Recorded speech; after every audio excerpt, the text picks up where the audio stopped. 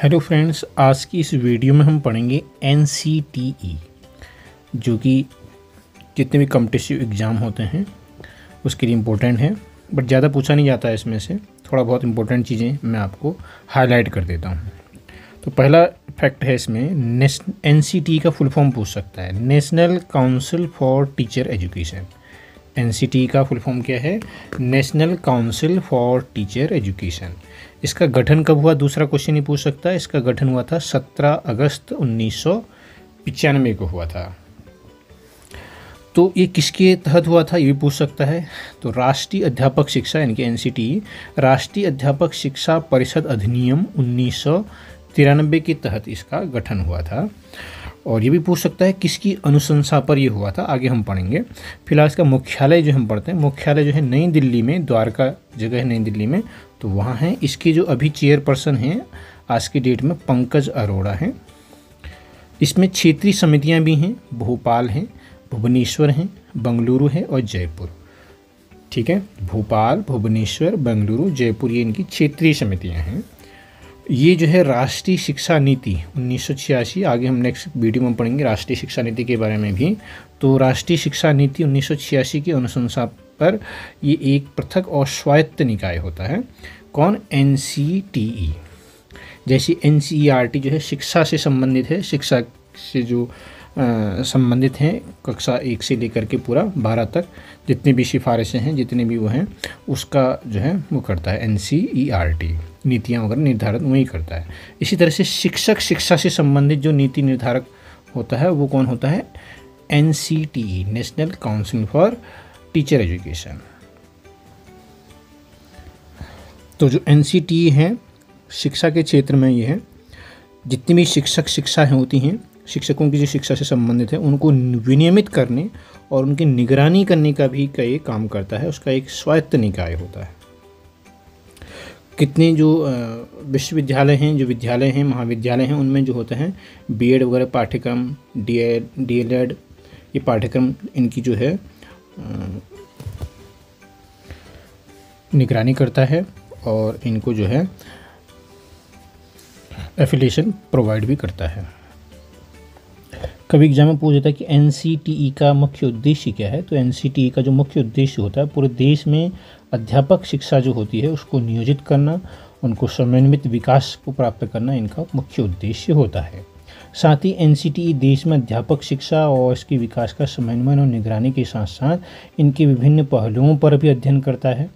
समय समय पर जो है इनके मानकों का निर्धारण करता है और उनकी जांच भी करता है, क्रियान्वयन हो रहा है कि नहीं हो रहा है मानकों का, उनकी समीक्षा भी ये करता है।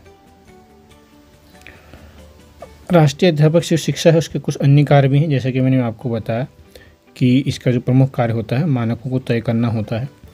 जो शिक्षक भर्ती होते हैं उनके मापदंड निर्धारित करना, उनका निर्धारण करना। जो शिक्षण संस्थाएं होती हैं जो DLED और BEd वगैरह कोर्स वगैरह कराती हैं, उनको मान्यता देना। अध्यापक शिक्षा पर अध्ययन करना एवं उनका सर्वे करना। अध्यापक शिक्षा के क्षेत्र में योजनाएं बनाना और कार्यक्रम बनाना और उनका क्रियान्वयन करना। इम्पोर्टेंट चीज़ है अनुसंधान को, शिक्षा के क्षेत्र में अनुसंधान को प्रोत्साहित करना, नवाचार को प्रोत्साहित करना। अध्यापक जो शिक्षा है उसके व्यवसायीकरण को रोकना इसका मुख्य कार्य होते हैं। अब अगर हम बात करते हैं राष्ट्रीय शिक्षक शिक्षा परिषद यानी NCTE के कार्यक्षेत्रों की, तो इसके कुछ कार्यक्षेत्र हैं।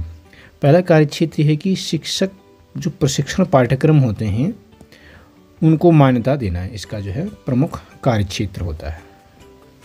दूसरा जो है कार्यक्षेत्र है जो शिक्षण संस्थाएं होती हैं उनका निरीक्षण करना, शिक्षा के जो क्षेत्र में जो होती हैं उनको क्या करना है, उनका निरीक्षण करना है समय समय पर। शिक्षक शिक्षा के पाठ्यक्रम और प्रशिक्षण के मानकों को तय करना इसका कार्यक्षेत्र रहता है।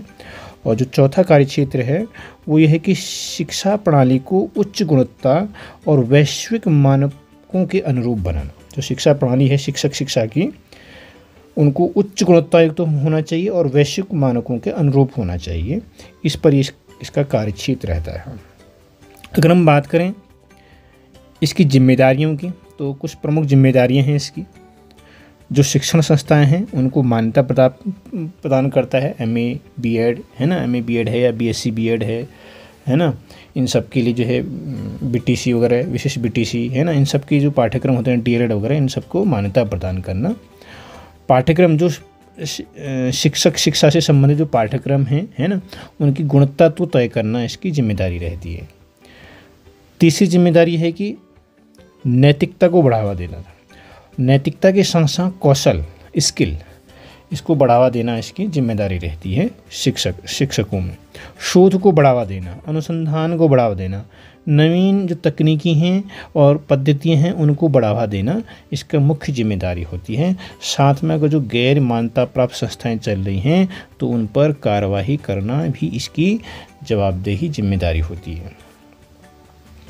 नेक्स्ट अगर हम बात करें NCTE जो बना था वो किसके एक्ट के तहत बना था? 1993 एक्ट के तहत बना था।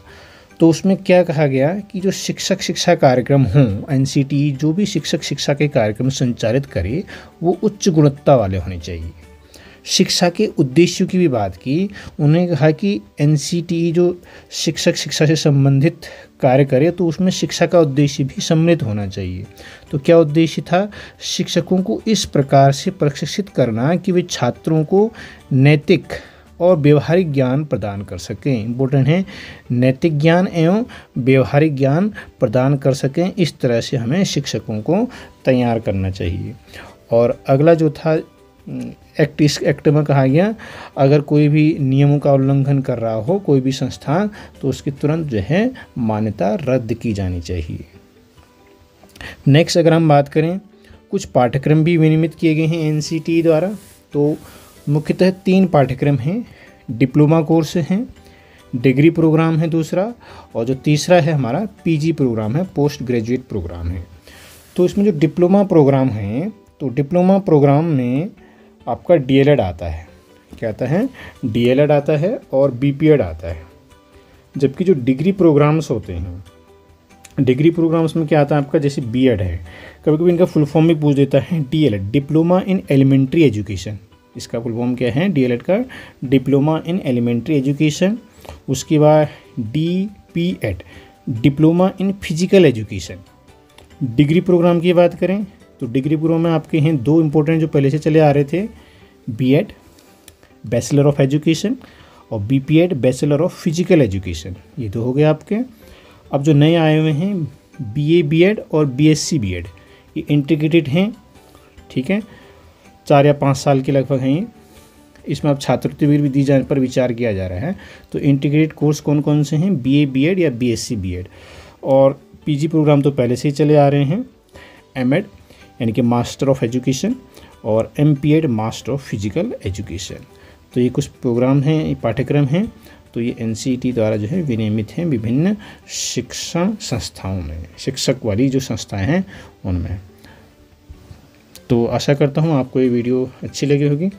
तो चैनल को सब्सक्राइब कीजिए, शेयर कीजिए और लाइक ज़रूर कीजिए। धन्यवाद। नेक्स्ट वीडियो में मिलते हैं किसी एक नए टॉपिक के साथ।